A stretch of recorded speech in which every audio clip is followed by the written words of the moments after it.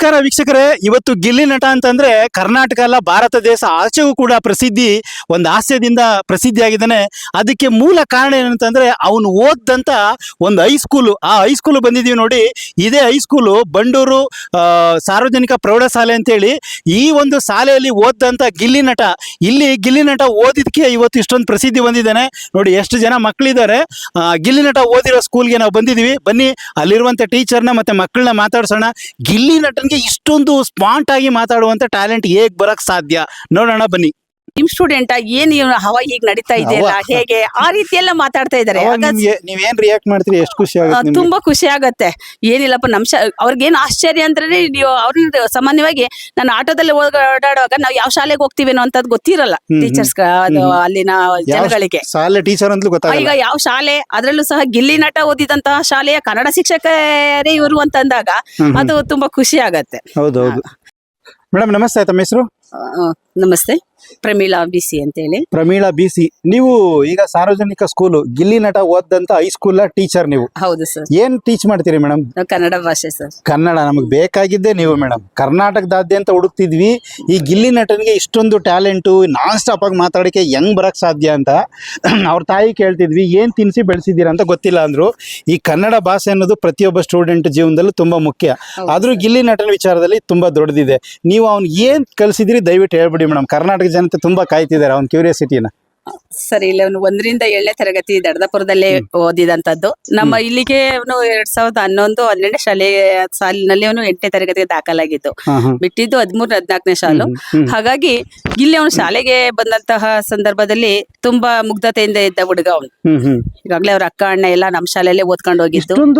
ಚೂಟಿ ಆಗಿರೋ ಮುಗ್ಧವಾಗಿದ್ರ ಮೇಡಮ್. ಹೌದು, ಈಗ ಹೇಗಿದ್ದಾನೆ ಅದಕ್ಕೆ ವಿರುದ್ಧವಾದಂತಹ ಗುಣ ಅವನಲ್ಲಿ ಇರೋಂಥದ್ದು ನಿಜವಾಗ್ಲೂ ಸಹ ಗಮನಿಸುವಂತ. ಇಲ್ಲಿ ಗಮನಿಸಿದಾಗ ಇಂತಹ ಒಂದು ಅದ್ಭುತ ಪ್ರತಿಭೆ ನಮ್ಮ ಶಾಲೆಯಲ್ಲಿ ಹೇಗಿತ್ತು ಅನ್ನುವಂಥದ್ದನ್ನ ಇವಾಗ ನಾವು ನೆನಪಿಸ್ಕೊಳ್ತಾ ಇದ್ದೀವಿ. 8ನೇ ಅದ್ಭುತ ನೋಡ್ದಂಗ. ಹೌದು, ಖಂಡಿತ. ಎರಡನ್ನೂ ನೋಡ್ತಾ ಇದೀರಿ ನೀವು. ಹೌದು, ಏಕೆಂದ್ರೆ ಇವತ್ತು ತನ್ನ ವಾಕ್ಚಾತುರ್ಯದಿಂದ ಇಡೀ ಕರ್ನಾಟಕದ ಜನತೆಯನ್ನ ರಂಜಿಸ್ತಾ ಇದ್ದಾನೆ ಅಂತ ಅಂದ್ರೆ ಅಲ್ಲಿ ಏನಾದ್ರೂ ಸಹ ಇಲ್ಲಿ ಶಿಕ್ಷಕರ ಪಾತ್ರ ಇರ್ಬೋದು ಅಂತ. ಖಂಡಿತ ಅದೇ ಮೇಡಮ್. ಏಕೆಂದ್ರೆ ನಮ್ಮ ಶಾಲೆಯಲ್ಲಿ ಓದಂತಹ ಸಂದರ್ಭದಲ್ಲಿ ಎಲ್ಲಾ ಮಕ್ಕಳು ಸಹ ಗ್ರಾಮೀಣ ಪ್ರತಿಭೆಗಳು. ಈಗಾಗ್ಲೇ ಅವನು ಹುಟ್ಟಿದ ಊರಾಗಿರ್ಬೋದು, ಅಲ್ಲಿ ಐತಿಹಾಸಿಕ ನಾಟಕಗಳನ್ನ ಆಡ್ತಕ್ಕಂತ ಒಂದು ಪ್ರತಿಭೆ ಇರ್ತಕ್ಕಂತಹ ಜನ ಇರುವಂತ. ಹಾಗಾಗಿ ಹುಟ್ಟಿನಿಂದಲೇ ಕಲೆ ಎನ್ನುವಂತದ್ದು ಇರುತ್ತೆ. ಅದನ್ನ ನೋಡ್ತಾ ನಾವು ಕಲಿತಾ ಬರುವಂತದ್ದು ಒಂದಾದ್ರೆ, ಶಾಲಾ ಹಂತದಲ್ಲಿ ಭಾಗವಹಿಸ್ತಕ್ಕಂತ ಒಂದು ಕಾರ್ಯಕ್ರಮಗಳಾಗ್ಬೋದು, ಇವೆಲ್ಲವೂ ಸಹ ಇರುತ್ತೆ. ಹಾಗಾಗಿ ಇವನಲ್ಲಿ ತುಂಬಾ ಒಂದು ಕಲೆ ಇದ್ರೂ ಸಹ ನಮ್ಮ ಸಾಮಾನ್ಯವಾಗಿ ಹೈಸ್ಕೂಲ್ ಹಂತದಲ್ಲಿ ಅದನ್ನ ಪ್ರದರ್ಶನ ಮಾಡೋದಕ್ಕೆ ಸಾಮಾನ್ಯವಾಗಿ ವೇದಿಕೆ ಸಿಗುತ್ತೆ. ಅದ್ರಲ್ಲಿ ಕೆಲವೊಂದನ್ನ ಬಳಸ್ಕೊಂಡಿದ್ದಾನೆ. ಜೊತೆಗೆ ಇಲ್ಲಿ ನಾವು ಆ ಕಲೆಗಿನ್ನ ಹೆಚ್ಚಾಗಿ ನಾವು ಹೈಸ್ಕೂಲ್ ಅಂತಂದ್ರೆ SSLCಗೆ ಹೆಚ್ಚು ಒತ್ತನ್ನ ಕೊಡೋದ್ರಿಂದ ಅಲ್ಲಿ ವಿದ್ಯಾಭ್ಯಾಸದ ಕಡೆಗೆ ಹೆಚ್ಚು ಗಮನ ಇರುತ್ತೆ. ಮೇಡಮ್, ಈ ಹೈಸ್ಕೂಲ್ ಅಂದ್ರೆ ಈ ಸುಮಾರು ಸ್ಕೂಲ್ಗಳು ನೋಡಿದೀವಿ. ಈ ಸಾರ್ವಜನಿಕ ಪ್ರೌಢಶಾಲೆ ಬಂಡೂರು ಅಂತಂದ್ರೆ ತುಂಬಾ ಸ್ಟ್ರಿಕ್ಟ್ ಅಂತ ಕೇಳಿದೀವಿ. ಅದರಲ್ಲಿ ನೀವು ಸ್ಟ್ರಿಕ್ಟ್ ಆಗಿದ್ರೆ ಮೇಡಮ್? ಕನ್ನಡ ಸಬ್ಜೆಕ್ಟ್ ತಗೋತಿದ್ರಿ? ಸರ್, ಇಲ್ಲಿ ಹೇಳೋದಾದ್ರೆ ಕನ್ನಡ ಅಂತಂದ್ರೆ ಮಾತೃಭಾಷೆ. ಹಾಗಾಗಿ ಮಕ್ಕಳಿಗೆ ಬೇರೆ ವಿಷಯ ಶಿಕ್ಷಕರಿಗಿಂತ ಕನ್ನಡ ಶಿಕ್ಷಕರ ಕಂಡ್ರೆ ಅತೀವವಾದಂತಹ ಪ್ರೀತಿ ಜಾಸ್ತಿ. ಯಾಕೆಂದ್ರೆ ತಾಯಿಗೆ ನಾವು ಏನು ಸ್ಥಾನ ಕೊಡ್ತೀವೋ, ಶಾಲಾ ಹಂತದಲ್ಲಿ ಬಂದ್ರೆ ಕನ್ನಡ ಶಿಕ್ಷಕರಿಗೆ ಆ ಸ್ಥಾನವನ್ನ ಮಕ್ಕಳು ತುಂಬಿಸ್ತಾರೆ. ಅದೇ ಮೇಡಮ್, ಈಗ ನೀವು ಗಿಲ್ಲಿ ನಟನಿಗೆ ಅದ್ ಯಾವ ಟ್ರೀಟ್ಮೆಂಟ್ ಕೊಟ್ಟು ಇಷ್ಟೊಂದು ಫೇಮಸ್ ಮಾಡಿದ್ರಿ ಹೇಳಿ ನಮ್ಗೆ ದಯವಿಟ್ಟು. ಸರ್, ಅವನಲ್ಲಿ ತುಂಬಾ ಒಂದು ಟ್ಯಾಲೆಂಟ್ ಇತ್ತು, ಅದನ್ನ ತೋರ್ಸ್ಕೊಳ್ತಾ ಇರ್ಲಿಲ್ಲ. ಅವನು ಎಲ್ರ ಜೊತೆಯಲ್ಲೂ ಅಂದ್ರೆ ಎಲ್ಲ ಖುಷಿಯಾಗಿದ್ರೆ ಮಕ್ಕಳು ಎಲ್ಲ ಚೇಷ್ಟೆ ಮಾಡುವಂತದ್ದು, ಮತ್ತೆ ರೇಗಿಸ್ತಕ್ಕಂಥದ್ದು ಇವೆಲ್ಲವೂ ಇದ್ರೆ ಅವನಲ್ಲಿ ತುಂಬಾ ಎಲ್ಲದಕ್ಕೂ ಸಹ ಒಂದೇ ರೆಸ್ಪಾನ್ಸ್. ಒಂದು ಹೀಗೆಲ್ಲ ನೀವು ನೋಡ್ತಿರ್ವಿ, ಏನೇ ಬೈತಾ ಇರ್ಲಿ, ಏನೇ ರೇಗಿಸ್ತಾ ಇರ್ಲಿ, ಕೆಲವೊಂದ್ಸರ್ತಿ ತುಂಬಾ ಕೋಪ ಬರ್ತಾ ಇದ್ರು ಅದನ್ನ ತಡ್ಕೊಳ್ತಕ್ಕಂತ ಒಂದು ಸಾಮರ್ಥ್ಯ ಅವನಲ್ಲಿ ಇದೆ. ಚಿಕ್ಕ ವಯಸ್ಸಿಂದ ಅದೇ ಗುಣ ಸರ್. ಹೇಗೆ ಅವನು ಇವಾಗ ಮುಗ್ಧತೆಯಿಂದ ಇರ್ತಾನೋ, ಎಷ್ಟೇ ಕೆಲವ್ರಿಗೆ ಅವನ್ ಒಂದ್ ಮಾತು ಕೇಳ್ತಾ ಇದ್ರೆ ಎಷ್ಟು ಕೋಪ ಬರುತ್ತೋ, ಅದು ಅವನಲ್ಲಿ ಅವನು ಒಂಚೂರು ಸಹ ನಮ್ಗೆ ಅಲ್ಲಿ ಕಾಣ್ತಾ ಇರ್ಲಿಲ್ಲ. ಯಾವೆಲ್ಲ ಸಹಜವಾಗಿ ಹೊಡೆದಿದ್ರ ಮೇಡಮ್? ಹೊಡೆದಿರೋದಿಲ್ಲ ಸರ್ ಅವ್ನ ಕೈಲಿ. ಯಾಕಂತಂದ್ರೆ ಇವಾಗ ಪ್ರಸಿದ್ಧಿ ಆಗಿದ್ದೀನಿ ಅಂತ ಅಂದ್ಬಿಟ್ಟು ಒಂದು ಇಲ್ಲ ಅಂತ ಹೇಳ್ಬೇಡಿ, ಹೊಡೆದಿದ್ರೆ ಈಗ ಯಾಕಂತಂದ್ರೆ ಅವನು ಗಿಳಿ ಗಣಿತ ಶಿಕ್ಷಕರು ತುಂಬಾ ಸ್ಟ್ರಿಕ್ಟ್ ಇದ್ದಂತದ್ದು. ಹಾಗಾಗಿ ಅವನಿಗೆ ಅವ್ರ ಅಕ್ಕ ಅಣ್ಣ ಮತ್ತೆ ಅಲ್ಲಿನ ಊರಿನ ಮಕ್ಕಳೆಲ್ಲ ಏನಾಗಿದ್ರೆ ಇಲ್ಲಿ ನಮ್ಮ ಶಾಲೆಯಲ್ಲೇ ಇದೊಂದೇ ಶಾಲೆ ಸರ್ ಅವಾಗ ಸುತ್ತಮುತ್ತ ಇರುವಂತದ್ದು. ಹಾಗಾಗಿ ಎಲ್ಲಾ ಮಕ್ಕಳು ಇದೇ ಶಾಲೆಯಲ್ಲಿ ಓದಿರೋದ್ರಿಂದ ಇಲ್ಲಿ ಪ್ರತಿಯೊಬ್ಬ ಶಿಕ್ಷಕರ ಬಗ್ಗೆನೂ ಬಗ್ಗೆನೂ ಸಹ ಮಾಹಿತಿಯನ್ನ ತಿಳ್ಕೊಂಡಿದ್ದ ಅವನು, ಯಾರ ಜೊತೆ ಹೇಗಿರ್ಬೇಕು, ಓ ಯಾರು ಆಗ್ಲೇ ಒಂದು ಹಾ, ಗ್ರಾಫಿಂಗ್ ಪವರ್ ಇತ್ತು ಆತನಿಗೆ. ತುಂಬಾನೇ ಸರ್ ಇವ್ರ ಜೊತೆ ಹೀಗೆ ಇರ್ಬೇಕು ಅನ್ನುವಂಥದ್ದು ತುಂಬಾನು ಲೆಕ್ಕಾಚಾರ ಹಾಕೊಂಡಿದ್ದಂಥದ್ದು. ಹಾಗಾಗಿ ಅವ್ರು ಏನೇ ಕೇಳಿದಂತಹ ಒಂದು ವಿಚಾರಕ್ಕೂ ಸಹ ಅವನು ಸರಿಯಾದ ರೀತಿಯಲ್ಲಿ ಒಂದೇ ಮನೆ ಕೆಲಸ ಮಾಡ್ಕೊ ಬರೋದಾಗಿರ್ಬೋದು, ಓದ್ಕೊ ಬರೋದಾಗಿರ್ಬೋದು, ಈ ರೀತಿಯಲ್ಲಿ ತನ್ನ ಕೆಲಸ ಎಷ್ಟು ಬೇಕೋ ಅಷ್ಟನ್ನ ಚೆನ್ನಾಗಿ ಮಾಡ್ಕೊ ಬರ್ತಾ ಇದ್ದ. ಹಾಗಾಗಿ ಅವನನ್ನು ಕೆಲವೊಂದನ್ನು ಗುರ್ತಿಸ್ಕೊಳ್ಳೋದಕ್ಕೆ ಕೆಲವು ಟೀಚರ್ಸ್ಗಳು ಹಿಂದೇಟ್ ಹಾಕಿರ್ಬೋದು. ಯಾಕಂದ್ರೆ ಅವನು ತುಂಬಾ ಇವಾಗ ಏನು ಅವನು ವಾಕ್ಚಾತುರ್ಯದಿಂದ ಅವನು ರಂಜಿಸ್ತಾ ಇದ್ದಾನೆ, ಅಲ್ಲಿ ನಮ್ಗೆ ಅದ್ರಲ್ಲಿ ಒಂದು ಸಣ್ಣ ಸುಳುವು ಸಹ ನಮಗ್ ಸಿಗ್ತಾ ಇರಲಿಲ್ಲ. ಗೊತ್ತಾಗ್ತಿರ್ಲಿಲ್ಲ. ಬೆಳೆಯೋ ಸಿರಿ ಮೊಳಕೆಯಲ್ಲಿ ಅಂತೀವಿ, ಅಂದ್ರೆ ತುಂಬಾ ಟ್ಯಾಲೆಂಟ್ ಇತ್ತು. ಅಂದ್ರೆ ಇಲ್ಲಿ ಬಿಟ್ರೆ ಹೊರಗಡೆ ಎಲ್ಲಾ ರೀತಿಯಲ್ಲೂ ಸಹ ಅವನು ಬೆರೀತಾ ಇದ್ದ. ಆದ್ರೆ ಈ ಸನ್ನಿವೇಶದಲ್ಲಿ ಅವನು ನೀವು ಅವನ ಗ್ರೂಪ್ ಫೋಟೋ ನೋಡಿರ್ಬೋದು, ಅವನು ದೈಹಿಕವಾಗಿ ಆಗಿರ್ಬೋದು, ಮಾನಸಿಕವಾಗಿವಾಗ್ಲೂ ಸಹ ಅವನು ತುಂಬಾ ಆವರೇಜ್ ಸ್ಟೂಡೆಂಟ್, ಅವನು ಮಧ್ಯಮ ವರ್ಗದ ವಿದ್ಯಾರ್ಥಿಯಾಗಿ ಗುರುತಿಸ್ಕೊಂಡಂತದ್ದು. ಹಾಗಾಗಿ ಇಲ್ಲಿ ನಾವ್ ಎಷ್ಟ್ ಬೇಕೋ ಅಷ್ಟೇನೆ, ಅಂದ್ರೆ ನನ್ ಜೊತೆ ತುಂಬಾ ಫ್ರೀ ಆಗಿರ್ತಾ ಇದ್ದ ಈಗ ಸರ್. ತುಂಬಾ ಪ್ರಸಿದ್ಧಿ ಆದ್ನ ಈಗ ಆಲ್ರೆಡಿ ಗಿಚ್ಚಿ ಗಿಲಿ ಹಲವಾರು ಕಾಮಿಡಿ ಕಾರ್ಯಕ್ರಮದಲ್ಲೆಲ್ಲ ಗೆದ್ದು ಬಂದ ರನ್ನರ್ ಅಪ್ ಆದ. ಅವಾಗ ಯಾವಾಗಾರ ಒಂದ್ಸಲ ಬಂದು ನಿಮ್ಮನ್ನ ಮಾತಾಡ್ಸಿದ್ನ ಮೇಡಮ್? ಹೌದು ಸರ್, ನಮ್ಗೆ ಅವ್ರು ಬಂದಾಗ್ಲೇನೆ ನಮ್ಗೆ ಗೊತ್ತಾಗಿದ್ದು ಅವ್ರ ಅಕ್ಕ ಪವಿತ್ರ ಅವ್ರ ಮದ್ವೆ ಇತ್ತು, ಆಗ ಇನ್ವಿಟೇಷನ್ ಕೊಡಕ್ ಬಂದ. ಅವಾಗ ಅಷ್ಟ್ರಲ್ಲಾಗ್ಲೇ ಕೆಲವೊಂದು ಶೋಗಳನ್ನ ಮಾಡ್ತಾ ಇದ್ದ, ಕೆಲವು ವಿಡಿಯೋ ಶಾರ್ಟ್ ಮೂವಿಗಳನ್ನೆಲ್ಲ ಮಾಡಿ ಅವನು ಅಪ್ಲೋಡ್ ಮಾಡ್ತಾ ಇದ್ದ ಸರ್, ಇನ್ಸ್ಟಾಗ್ರಾಮ್ ಅಲ್ಲಿ, ಯೂಟ್ಯೂಬ್ ಅಲ್ಲೆಲ್ಲ. ಅದನ್ನ ನಮ್ಗೆ ನಮ್ ರಿಲೇಟಿವ್ಸ್ ಇಂದ ಗೊತ್ತಾಗಿದ್ದು, ನಿಮ್ ಶಾಲೆಯಲ್ಲಿ ಓದ್ತಿದ್ದಂತ ನಟರಾಜು ಈ ತರ ಎಲ್ಲ ಮಾಡ್ತಾ ಇದ್ದಾನೆ ನೋಡು ಅಂತ. ಹೌದಾ, ಆವಾಗ ನಮ್ಗೆ ಗೊತ್ತಾಗಿದ್ದು. ಆಗ ಅವ್ರು ನೋಡೋದಕ್ಕೆ ಪ್ರಾರಂಭ ಮಾಡಿದ್ದು. ಪರವಾಗಿಲ್ಲ, ಇಷ್ಟೊಂದು ಟ್ಯಾಲೆಂಟ್ ಆದಂತ ಒಂದು ಪ್ರತಿಭೆ ಇವನಲ್ಲಿ ಇದೆಯಲ್ಲ, ಇದನ್ನ ಹೊರಗಮಿಸ್ತಾ ಇಲ್ವಲ್ಲ ಅಂತ ಹೇಳಿ ಒಂದ್ಸರಿ ಅವನು ಇನ್ವಿಟೇಷನ್ ಕೊಡಕ್ ಬಂದಾಗ ಅವರಕ್ಕ ಕೇಳ್ದು, ಏನು ಇದೆಲ್ಲ ನೀನ್ ಕತೆ ಅಂದ್ರೆ, ಮೀಸ್ ಅವಾಗ್ಲಿಂದನೂ ಇತ್ತು ಸರ್, ಬೈತಾರೆ ಹೊಡಿತಾರೆ ಅನ್ನುವಂತ ಇದರಿಂದ ನಾನು ಏನೂ ಸಹ ಹೇಳ್ಕೊಳ್ತಾ ಇರ್ಲಿಲ್ಲ. ಅಂದ್ರೆ ನಿಜ ಕಣು, ನೀನ್ ಮಾತ್ ಕೇಳ್ತಾ ಇದ್ರೆ ಖುಷಿ ಆಗುತ್ತಲ್ಲ, ಎಲ್ಲೋ ಇಷ್ಟು ಶುದ್ಧ ಸಂಭಾಷಣೆಯನ್ನ ನಾವು ಪ್ರಾಸಬದ್ಧವಾಗಿ ನಾವು ಕನ್ನಡ ಟೀಚರ್ ಆಗಿ ಒಂದ್ ಪದಗಳನ್ನ ಹೇಳೋಕ್ ಹಿಂದೆ ಮುಂದೆ ನೋಡ್ತೀವಿ, ಇಷ್ಟೆಲ್ಲ ಹೇಳ್ತಿಯಲ್ಲ ಅಂತ ಹೇಳಿ ತುಂಬಾ ಖುಷಿ ಆಯ್ತು ಅವಾಗ. ಮತ್ತೆ ಪವಿತ್ರ ಎಂಗೇಜ್ಮೆಂಟ್ ಮದುವೆಯಲ್ಲಿ ಅವನು ಆ ನಲ್ಲಿ ಮೂಳೆ ಅನ್ನುವಂಥದ್ದು ರಿಲೀಸ್ ಮಾಡಿದ್ದ ಅವಾಗ್ಲೇನೆ ಸರ್, ಮದ್ವೆ ಆದ ಬೆಳಿಗ್ಗೆನೆ. ಆಗ ಅವ್ರ ಅಕ್ಕ ಹೇಳಿದ್ಲು, ಮೀಸ್ ನಾಳೆ ರಿಲೀಸ್ ಮಾಡ್ತಾ ಇದ್ದೀನಿ ಅಂತ ಇದ್ದಾನೆ, ಮದ್ವೆ ಆದ ಬೆಳಿಗ್ಗೆಗೆ ಏನೆಲ್ಲ ಅವಾಂತರ ಮಾಡ್ಬಿಡ್ತಾನೆ ಇವನು, ಹಳ್ಳಿ ಜನ ಇಲ್ಲೆಲ್ಲ ಅಂತ. ಹಾಗಾಗಿ ಅದೇ ರೀತಿಯಲ್ಲಿ ಅವ್ನು ಹೇಳ್ಕೊಂಡ್ ಡೇಟ್ ಅಲ್ಲಿ ಅದನ್ನ ರಿಲೀಸ್ ಮಾಡ್ದ. ಅದ್ ನೋಡಿ, ನಮ್ಮ ಮಂಡ್ಯದ ಒಂದು ಗ್ರಾಮೀಣ ಸೊಗಡು ಏನಿದೆ, ಪ್ರತಿ ಒಂದು ಶೈಲಿಯಲ್ಲೂ ಸಹ ಆ ಇಡೀ ಒಂದು ನಾಡಿಗೆ ತೋರ್ಸ್ತಕ್ಕಂತಹ ರೀತಿಯನ್ನ ಅಲ್ಲಿ ಮಾಡ್ದ. ಅವ್ನು ನೋಡಿ, ಜನ ಹೇಗ್ ಮಾತಾಡ್ಕೊಳ್ತಾರೆ, ಹೇಗಿರ್ತಾರೆ, ಯಾರ ಜೊತೆ ಹೇಗಿರ್ಬೇಕು, ಗ್ರಹಿಸೋ ಶಕ್ತಿ ತುಂಬಾ ಇತ್ತು ನೋಡಿ. ಹೌದು, ಅವನಂದ್ರೆ ಎಲ್ಲವನ್ನ ಅಬ್ಸರ್ವ್ ಮಾಡ್ತಾ ಇದೆ ಸರ್, ಆಲಿಸುವಂತ. ಯಾಕಂತಂದ್ರೆ ಏಕಾಏಕಿ ಬರ್ತಕ್ಕಂತ ಪ್ರತಿಭೆ ಅಲ್ಲ ಅದು. ಹಾಗಾಗಿ ಪ್ರತಿ ಒಂದು ಸಹ ಅವನು ಕಲೆಕ್ಟ್ ಮಾಡ್ಕೊಂಡು ಸಂದರ್ಭೋಚಿತವಾಗಿ ಮಾತ್ರ ಅದನ್ನ ತಗೊಳ್ತಾ ಇದ್ದಾನೆ. ಬಿಗ್ ಬಾಸ್ ಅಲ್ಲಿ ಅದೇ ಮಾಡ್ತಾ ಇರೋದು. ಈಗ್ಲೂ ಸಹ ಅದೇ, ಎಷ್ಟೇ ನಡೀತಾ ಇರ್ಲಿ, ಏನೇ ಕೋಪ ಬರ್ಲಿ, ಅದನ್ನೆಲ್ಲ ಸಹಿಸ್ಕೊಳ್ತಾ ಇದ್ದಾನೆ. ಏನ್ ಮಾತಾಡ್ಬೇಕು ಅನ್ನೋದನ್ನ ಪದಗಳ ಮೂಲಕನೇ ತನ್ನ ವಾಕ್ಚಾತುರ್ಯದಲ್ಲಿ ಉತ್ತರವನ್ನ ಕೊಡ್ತಾ ಇದ್ದಾನೆ. ಅದಕ್ಕೆ ಕಾರಣ ಏನೇ ಸರ್, ಇವತ್ತು ಅವನು ಇಷ್ಟೊಂದು ದಿನವರೆಗೂ ಸಹ ಅವ್ನು ಉಳ್ಕೊಂಡ್ ಬರೋದಕ್ಕೆ ಸಾಧ್ಯ ಆಯ್ತು. ನೀವು ಬಿಗ್ ಬಾಸ್ ನೋಡ್ತೀರಾ ಮೇಡಮ್ ಡೈಲಿ? ಸರ್, ಮಧ್ಯೆ ಮಧ್ಯೆ ನೋಡ್ತಾ ಇರ್ತೀವಿ. ನಮ್ ಸ್ಟೂಡೆಂಟ್ ಅನ್ನೋ ಉದ್ದೇಶಕ್ಕಾಗಿ ನಾವು ನೋಡ್ತಾ ಇದೀವಿ. ಇದುವರೆಗೂ ಸಹ ನಾವು ಯಾವ ಶೋವನ್ನು ಸಹ ಖುಷಿ ಆಗುತ್ತೆ ಮೇಡಮ್, ನಿಮ್ ಸ್ಟೂಡೆಂಟ್ ನೀವು ಆತರ ನೋಡುವಾಗ ನಿಮ್ಗೆ ನಕ್ಕಿದೀರಾ ಹೋಗ್ಲಿ ಹೇಳಿ? ಹೌದು ಸರ್, ನಗು ಅಂತ. ಈಗ ಅವಾಗ ನಮ್ ಶಾಲೆಗೆ ಬಂದಾಗ, ಈಗ ನಮ್ಮ ಹೇಳ್ದಾಗ ಮುಖ್ಯ ಶಿಕ್ಷಕರದ್ದು ಒಂದು ಈಗ ರಿಟೈರ್ಡ್ ಆಯ್ತು ಸರ್, ಆ ಸಂದರ್ಭದಲ್ಲಿ ಇಡೀ ಓಲ್ಡ್ ಸ್ಟೂಡೆಂಟ್ ಎಲ್ಲ ಅದ್ದೂರಿಯಾಗಿ ಅವ್ರಿಗೆ ಬೀಳ್ಕೊಡುಗೆ ಸಮಾರಂಭವನ್ನ ಮಾಡಿದ್ರು. ಅವಾಗ್ಲೂ ಸಹ ಬಂದಿದ್ದ, ಮಧ್ಯೆ ಬಂದಾಗೆಲ್ಲ ಬರ್ತಾ ಇರ್ತಾನೆ, ಬಂದಾಗೆಲ್ಲ ತನ್ನ ವಾಕ್ಚಾತುರ್ಯ ತೋರಿಸ್ತಾನೆ ಇರ್ತಾರೆ. ಹಾಗಾಗಿ ನಮ್ಮ ಸರ್ಗಳಿಗೂ ಸಹ ಅದೇ ಆಶ್ಚರ್ಯ.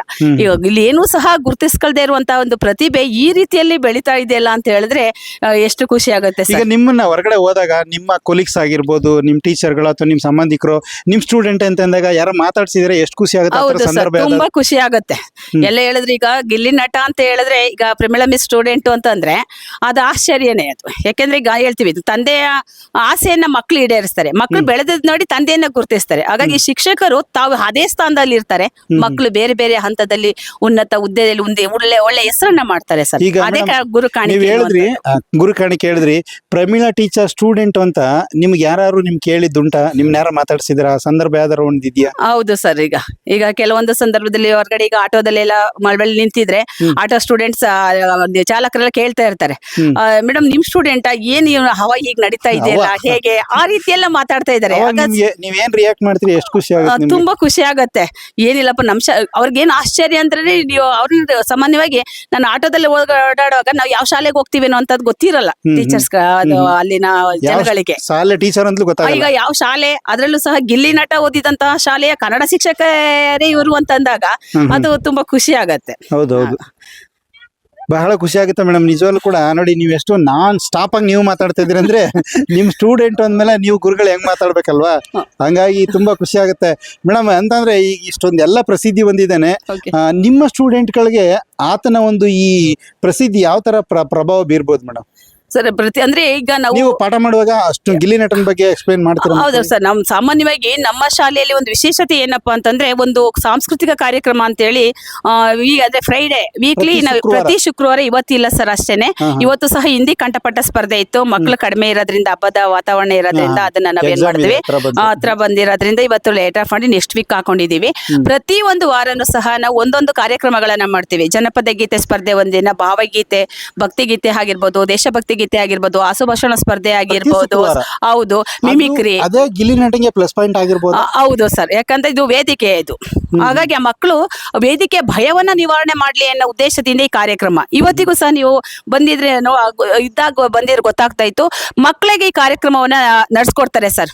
ಪ್ರಾರ್ಥನೆಯಿಂದ ಹಿಡಿದು ನಿರೂಪಣೆ, ಸ್ವಾಗತ, ವಂದನಾರ್ಪಣೆಯಿಂದ ಹಿಡಿದು ಒಂದು ಈವೆಂಟ್ಸ್, ಒಂದು ಕಾರ್ಯಕ್ರಮ ಹೇಗ್ ನಡಿಬೇಕು ಅನ್ನುವಂಥದ್ದನ್ನ ಮಕ್ಕಳಿಂದನೇ ನಾವು ಮಾಡಿಸ್ತೀವಿ ಸರ್. ಪ್ರತಿಯೊಂದು ಇಲ್ಲಿಂದನೇ ತಯಾರು ಮಾಡ್ಕೊಳ್ಳಿ. ಹೌದು ಸರ್, ಮಕ್ಕಳಿಗೆ ಈಗ ಕಾಲೇಜ್ಗೆ ಹೋದಂತಹ ಮಕ್ಕಳು ಸಹ ಯಾವುದೇ ಒಂದು ಕಾರ್ಯಕ್ರಮ ಆಗ್ಲಿ ಅದನ್ನ ಅಚ್ಚುಕಟ್ಟಾಗಿ ನಿರ್ವಹಿಸುವಂತಹ ಒಂದು ಸಾಮರ್ಥ್ಯವನ್ನ ಈ ಹಂತದಲ್ಲೇ ಕಲಿತಾರೆ ಸರ್. ನಮ್ಮ 8ನೇ ಕ್ಲಾಸ್ ಮಕ್ಕಳು ಸಹ ಒಂದು ಕಾರ್ಯಕ್ರಮ, ವೇದಿಕೆ ಕಾರ್ಯಕ್ರಮ ನಿರ್ವಹಿಸುವಷ್ಟು ಒಂದು ಪ್ರಯೋಜನ ಪಡ್ಕೊಂಡಿದ್ದಾರೆ ಸರ್. ಅಷ್ಟು ಒಂದು ತರಬೇತಿ ನಡೆಯುವಂತ ಶಾಲೆ ಇದು. ಹೌದು ಸರ್, ಮುಂದಿನ ದಿನಗಳಲ್ಲಿ ನಿಮ್ ಶಾಲೆಗೆ ಇನ್ನೂ ಹೆಚ್ಚಿನ ಮಕ್ಕಳು ಬರಲಿ. ಯಾಕೆಂದ್ರೆ ಪ್ರಮೀಳಾ ಟೀಚರ್ ಇರ್ಬೋದು, HM ಆಗಿರ್ಬೋದು, ಸಂಸ್ಥೆಯವರಾಗಿರ್ಬೋದು, ಇವರೆಲ್ಲ ನೋಡಿ ನಾವು ಈ ತರ ಆಗ್ಬೇಕು ಅನ್ನೋ ಮಕ್ಕಳು ಕನಸಿರುತ್ತೆ. ನಿಜವಾಗ್ಲೂ ಕೂಡ ಖುಷಿ ಆಗುತ್ತೆ. ಥ್ಯಾಂಕ್ ಯು ಮೇಡಮ್, ಇಷ್ಟೊತ್ತವರೆಗೂ ನಮ್ಮ ಜೊತೆ ಮಾತಾಡಿ. Okay sir. ಅಂದ್ರೆ ಈಗ ಪ್ರತಿಭೆಗೆ ತಕ್ಕ ಪುರಸ್ಕಾರ ಅಂತ ಹೇಳ್ತೀವಿ. ಇವತ್ತು ಒಂದು ಕಲೆಯನ್ನ ಉಳಿಸುವಂತಹ ಕೆಲಸವನ್ನ ಕನ್ನಡ ಜನತೆ ಮಾಡಬೇಕು.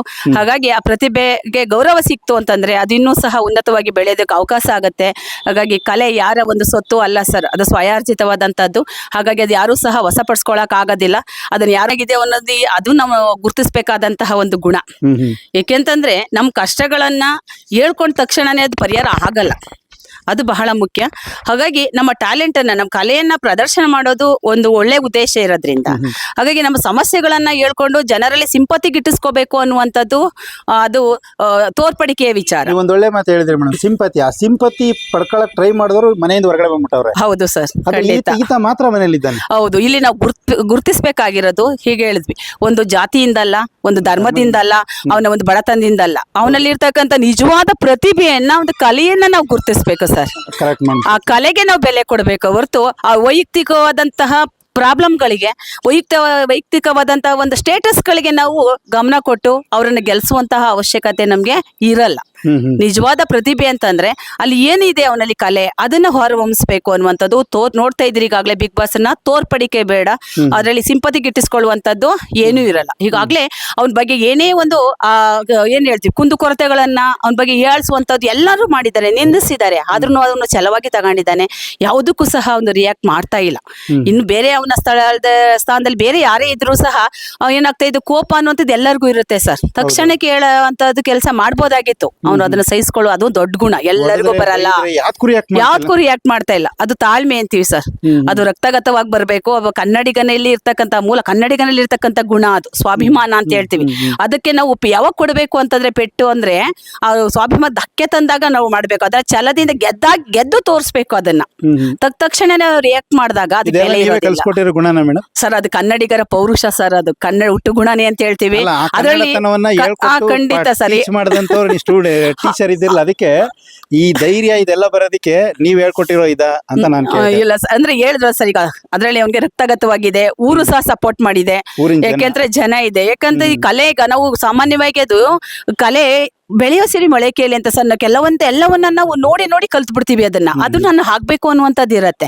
ಕೆಲವು ವಾತಾವರಣ ಬೆಳೆದಂತಹ ವಾತಾವರಣ, ನಾನು ಹಾಗೆ ಹಾಕ್ಬೇಕು ಅನ್ನುವಂತ ಒಂದು ಅನುಕರಣೆ, ಹಾಗೆ ಮತ್ತೆ ಸ್ವಪ್ರಯತ್ನ, ಇವಿದ್ದಾಗ ಏನಾದ್ರೂ ಸಹ ಸಾಧನೆ ಮಾಡಬಹುದು ಅನ್ನೋದು. ಇದಕ್ಕೆ ಮೇಡಮ್ ಶಿಕ್ಷಕ ಅಂತ ಅನ್ನೋದು ಇದಕ್ಕೆ ಹೇಳಿರ್ಬೋದು. ಯಾಕಂದ್ರೆ ನಾನು 2 ಸಾರಿ ಒತ್ತಿ ಹೇಳ್ದಿ, ಬೇರೆ ಯಾರು ಈ ಜಾಗದಲ್ಲಿ ಇದ್ದಿದ್ರೆ ಹೌದು ನಾನು ಅದ್ ಕಲಿಸ್ತೆ ಇದು ಕಲಿಸ್ತೆ ಅಂತ ಹೇಳ್ತಿದ್ರು.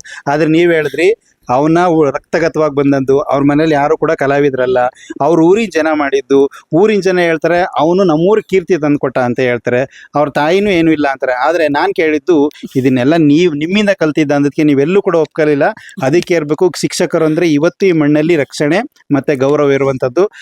ನಿಮ್ಮ ಒಂದು ಪ್ರೀತಿ, ನಿಮ್ಮ ಒಂದು ಆರೈಕೆ, ನಿಮ್ಮ ಒಂದು ಶಿಕ್ಷಣದಿಂದ ಇವತ್ತು ಗಿಲ್ಲಿ ನಟ ನಂಬರ್ 1 ಆಗಿದ್ದಾನೆ. ನಿಮ್ಮ ಒಂದು ಪ್ರೀತಿಯ ಆರೈಕೆಯನ್ನು ಗಿಲ್ಲಿ ನಟಂಗೆ ಹೇಳಿ ಮೇಡಮ್ ಲಾಸ್ಟ್ ಡೈ. ನಟರಾಜು, ನೀನು ಹೇಗಿದ್ದೆ ಅವಾಗ, ಈಗ್ಲೂ ಸಹ ಅದೇ ರೀತಿಯ ಒಂದು ಸ್ವಭಾವವನ್ನ ಮೈಗೂಡಿಸ್ಕೊಂಡಿದೀಯ. ನಿನ್ನ ಆ ಮುಗ್ಧತೆ, ನಿನ್ನ ಆ ನಗು ಇಡೀ ಕನ್ನಡ ನಾಡಿನ ಜನತೆಯನ್ನ ರಂಜಿಸ್ತಾ ಇದೆ. ನೀನು ಎಷ್ಟೇ ಎತ್ತರಕ್ಕೆ ಬೆಳೆದ್ರು ಸಹ ನಿನ್ನ ಮೂಲ ಒಂದು ಸ್ವಾಭಿಮಾನದ ಗುಣವನ್ನ, ಕನ್ನಡತನವನ್ನ ನೀನು ಮರಿಬೇಡ. ಹಾಗೆಯೇ ನಿನ್ನ ಒಂದು ವಿಶಿಷ್ಟ ಶಕ್ತಿಯ ಇನ್ನೂ ಸಹ ಏನಾಗಬೇಕು, ಕನ್ನಡ ನಾಡಿನಾದ್ಯಂತ, ಜೊತೆಗೆ ಮಂಡ್ಯ ಅಂದ್ರೆ ನಾವು ಇಂಡಿಯಾ ಅಂತ ಹೇಳ್ತೀವಿ. ಹಾಗೆಯೇ ನಿನ್ನ ಹೆಸರು ಇವತ್ತು ನೋಡಿ ಗಿಲ್ಲಿ ಗಿಲ್ಲಿ ಅನ್ನುವಂಥದ್ನ ಗಲ್ಲಿವರೆಗೂ ಸಹ ಮನೆ ಮಾತಾಗಿರುವಂತದ್ದು. ಅದ್ರ ಜೊತೆಗೆ ನೀನು ಬರೀ ಹಾಸ್ಯ ಅಂತ ಅಲ್ಲ, ನಿನ್ನ ಒಂದು ಉತ್ತಮವಾದಂತಹ ಒಂದು ಪ್ರತಿಭೆ, ನಿನ್ನಲ್ಲಿರ್ತಕ್ಕಂಥ ಒಳ್ಳೆಯ ಗುಣ, ಒಂದು ಆದರ್ಶದ ಗುಣಗಳು ನಿನ್ನ ಒಂದು ನಟನೆಯ ಮೂಲಕ, ನಟ ಅಂತ ಹೇಳಿ ನಟರಾಜು ನೀನು ಹೆಸರನ್ನ ಪಡ್ಕೊಂಡಿದ್ಯಾ. ಆ ನಟನೆಯ ಮೂಲಕ ಬೆಳ್ಳಿ ತೆರೆಯಲ್ಲಿ ನೀನು ಒಳ್ಳೆಯ ಸಂದೇಶವನ್ನ ಕೊಡ್ತಕ್ಕಂತಹ ಮಟ್ಟದಲ್ಲಿ ನಾಯಕ ನಟನಾಗಿ ನೀನು ಅಭಿನಯಿಸುವಂತಹ ಕೀರ್ತಿಯನ್ನ ಸಂಪಾದಿಸು ಅಂತ ಹೇಳಿ ಆಶೀರ್ವಾದವನ್ನ ಮಾಡ್ತಾ, ಈ ಒಂದು ಬಿಗ್ ಬಾಸ್ ಶೋನಲ್ಲಿ ಉತ್ತಮವಾದ ಪ್ರದರ್ಶನವನ್ನ ನೀಡ್ತಾ ಇದೆ. ಪ್ರತಿಭೆಗೆ ತಕ್ಕ ಪುರಸ್ಕಾರ ಅನ್ನೋ ಹಾಗೆ ನೀನು ಗೆದ್ದೇ ಗೆಲ್ತೀಯ. ನಿನ್ಗೆ ಆಲ್ ದ ಬೆಸ್ಟ್ ಅನ್ನ ಹೇಳ್ತಾ ಇದ್ದೀನಿ. ಒಳ್ಳೇದಾಗ್ಲಿ. ನೋಡಿ ವೀಕ್ಷಕರೇ, ಇವರು ಪ್ರಮೀಳಾ ಟೀಚರ್ ಅಂತ ಹೇಳಿ ಗಿಲ್ಲಿ ನಟನ್ಗೆ ಕನ್ನಡ ಟೀಚ್ ಮಾಡಿದಂಥವ್ರು. ಅವ್ರ ಆಸೆ ಏನಂತಂದ್ರೆ ಯಾರ್ಯಾರು ಏನಾನ ಕೇಳ್ಕೊತಾರೆ, ಒಂದ್ಸರಿ ಗಿಲ್ಲಿ ನಟ ಬಂದು ನಾನು ಭೇಟಿ ಮಾಡಲಿ, ಅವ್ರ ಉದ್ದೇಶ ಏನಿರುತ್ತೆ. ಆದ್ರೆ ಅವ್ರು ಹೇಳ್ತಿದ್ರೆ ಬೆಳ್ಳಿ ತೆರೆಯಲ್ಲಿ ಒಬ್ಬ ಹೀರೋ ಆಗಿ ನೋಡ್ಬೇಕಂತೆ. ಇದು ನಿಜವಾದ ಗುರು ಒಂದು ನಿರೀಕ್ಷೆ. ನಿಜವಲ್ಲ ಇವ್ರಿಗೂ ಅಷ್ಟೇ ಉದ್ದನ ಮಗ ಇರ್ತಾರೆ, ಆದ್ರೆ ತಮ್ಮ ಮಗನ್ಗಿಂತ ಹೆಚ್ಚಾಗಿ ಇನ್ನೊಬ್ಬ ಸ್ಟೂಡೆಂಟ್ನ ಮಗನ ರೂಪದಲ್ಲಿ ನೋಡ್ತಿದ್ರಲ್ಲ. ಥ್ಯಾಂಕ್ ಯು ಮೇಡಮ್, ಇಷ್ಟೊತ್ತವರೆಗೂ ಕೂಡ ನಿಮ್ಮ ಅಮೂಲ್ಯವಾದ ಸಮಯವನ್ನು ನಮ್ಗೆ ನೀಡಿದ್ಕೆ thank you. Thank you sir.